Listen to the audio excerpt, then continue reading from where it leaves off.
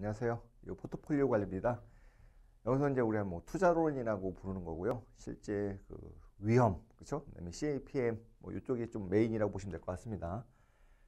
여러분들 계산 문제도 나오지만 개념도 계산 반, 개념 반 이렇게 이제 보시면 될 것 같아요. 위험 회피형 투자자의 효용 함수, 위험 회피형은 이런 거죠. 부가 있고 이 사람의 효용이 있으면 이렇게 생기는 거죠. 그러니까 그렇죠. 우상향인 거죠. 그렇죠. 우상향. 그렇죠. 1번 맞죠? 그다음에 일반적으로 이제 위험에 대해서 이제 중립적인 건 이렇게 되고 중립 이렇게 위험을 그렇죠. 이렇게 하는 거는 일반적으로 그렇죠. 이제 위험에 대해서 우리 선호하는 투자자죠. 2번 투자자의 위험에 대한 태도와 무차별 곡선. 요 지난 시간에 기억나시죠? 이렇게 이제 효율적 투자선이 있고 이 사람들은 우리가 이제 공격적인 투자자 A라는 투자자를 요 B라는 투자자는 조금 더 이제 보수적인 투자자, 그죠? 무차별 곡선과 접하는 증권을 최적 증권이라고 한다. 이거 맞죠? 위험 회피도가 서로 다른 투자자들에게 있어 구체적인 위험 자산에 대한 선택의 우선순위는 기대 수익과 위험을 동시에 고려한 만족도, 그죠? 즉 효용을 구체적으로 측정하여 결정할 수 있다. 그렇죠? 맞죠? 이것도요. 무차별 곡선은 평균과 분산의 공간상에 표시된다. 그렇죠? 평균과 분산, 보수적, 그렇죠? 이 3번도 맞는 얘기고 보수적 투자자의 무차별 곡선의 기울기는 보수적 투자자는 누가요? B죠? 되게 가팔라야 되죠. 공격 투자자의 경우보다 작다가 아니라 그렇죠? 되게 크다라고 말을 해야 되죠. 요 4번이 틀렸죠. 자, 보시면 3번. 다음 중 효율적 투자선상. 효율적 투자선은 뭐예요?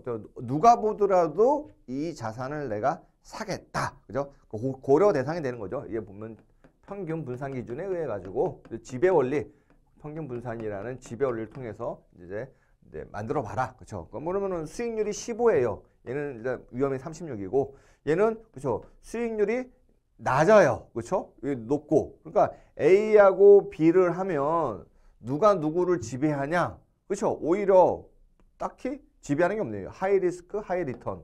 로우 리스크, 로우 리턴. 상대적으로 B는요. 그래서 A, B 두 자산 간에는 지배 관계가, 지배 원리가 이제 성립이 안 되죠. 5하고 7, 그렇죠? 이것도 로우 리스크, 로우 리턴 이렇게 되는 거죠. 그러면은 얘하고 C하고 D 사이를 볼까요?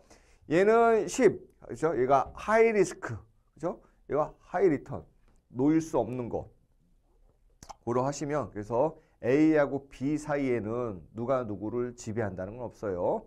그러면은 C하고 D 사이에도 얘가 5고 낮고 높고 낮고 그렇죠? 그러면은 그 B하고 그렇죠? D 사이에는 어떨까요? 얘가 더 높아요. B가 D보다는 그렇죠? 수익이 높고 위험도 낮아요. 그러니까 B가 D를 지배하죠. 얘는 안 되죠. 그럼 나머지 얘하고 얘 사이는요. 얘가 높고 얘가 더 높아요. 그렇죠? 하이 리스크 하이 리스크 상대적으로 얘도 보면은 로우 리스크로 그래서 A, B, C는 전부 다 이제 서로 지배 관계가 없지만 D는 B가 D를 지배한다. 그래서 D는 빠져야겠죠. 그래서 3번은 D번이네요. 자, 그다음 보죠.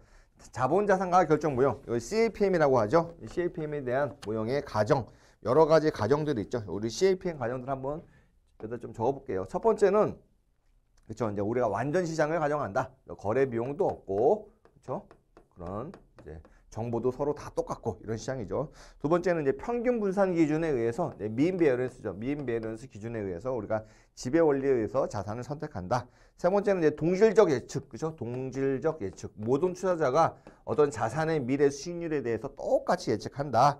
네 번째는 이제 무위험 자산이 존재한다. 그래서 무위험 자산이 존재해가지고 무위험 이자율로 우리가 차입 대출을 언제든지 할 수 있다. 그다음에 모든 사람들은 이제 가격에 대한 수능자, 가격 수능자. 그다음에 또 뭐 더 굳이 한다면 우리가 이제 수익률, 주식에 대한 어떤 자산에 대한 수익률은 이제 정규 부포한다.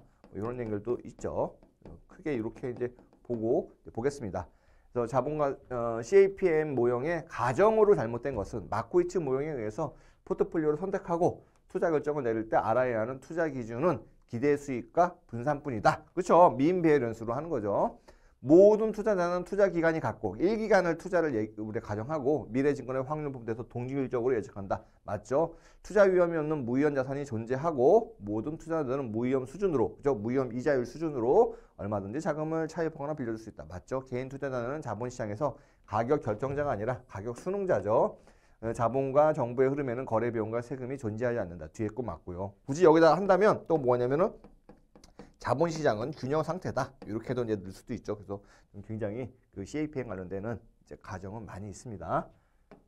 자, 5번. 다음 중 동일한 위험의 종류로 짝지어진 거. 위험은 크게 두 가지예요. 그렇죠? 우리가 보면 분산 투자를 하잖아요. 이게 주식 종목가 있고 이거 위험이 있으면 그렇죠? 이런 그래프 기억나시죠? 그래서 분산 투자를 하더라도 없앨 수 없는 위험. 이거를 우리가 이제 체계적 위험이라고 하죠. 체계적 위험. 그다음에 분산 투자를 통해서 없앨 수 있는 이거를 비체계적 위험. 비체계적. 그래서 굳이 본다면 이 체계적 위험은 없앨 수 없다. 그래서 분산 불가능 위험, 시장 전체에 있다. 시장 위험, 뭐 체계적 위험 이렇게도 보고요. 비체계적 위험은 어떤 기업에서만 발생한다. 기업 고유 위험, 그죠? 분산 가능 위험, 그죠? 그다음에 비체계적 위험 이렇게 되죠. 그래서 시장 위험 얘는 체계적 위험이죠. 비체계적 이거는 이제 고유 위험이고 분산 가능 위험. 얘랑 얘는 같은 말인데 다른 말이죠. 틀렸죠. 시장 위험, 체계적 위험 같아요. 분산 가능. 아 이건 비체계적이죠. 기업 고유 위험, 비체계적, 비체계적, 분산 불능. 아, 분산 반응. 여기에 틀렸죠? 기업 고유, 비체계적, 분산 가능. 얘네들은 전부 다 같은 말이죠. 그래서 4번이 맞는 얘기죠. 6번 보겠습니다. 시장 포트폴리오의 수익률이, 시장 포트폴리오니까 RM이죠? 얘가 15%예요. 무위험 이자에 대한 수익률 RF죠? 여기는 8%. 기대 수익률과 베타. 그래서 어떤 증권의 기대 수익률, ERA가, 그렇죠? 17%래요. 베타가 1.25래요. 자본자산 결정 보면서 A를 바르게 설명한 거 보시면은 얘가 그죠? 무위험이자율이 이제 8%, 8. 그죠? 거기다가 시장 포트폴리오의 수익률 얘랑 얘의 차이점이 우리가 위험 프리미엄이죠. 플러스 그죠? 1.25 곱하기 위험 프리미엄이 이제 7%죠. 더하면 8하고 1.75의 7을 계산하면은 제가 이거 한번 풀어봤습니다. 그래서 계산해 보니까 16.75%래요. 그렇죠?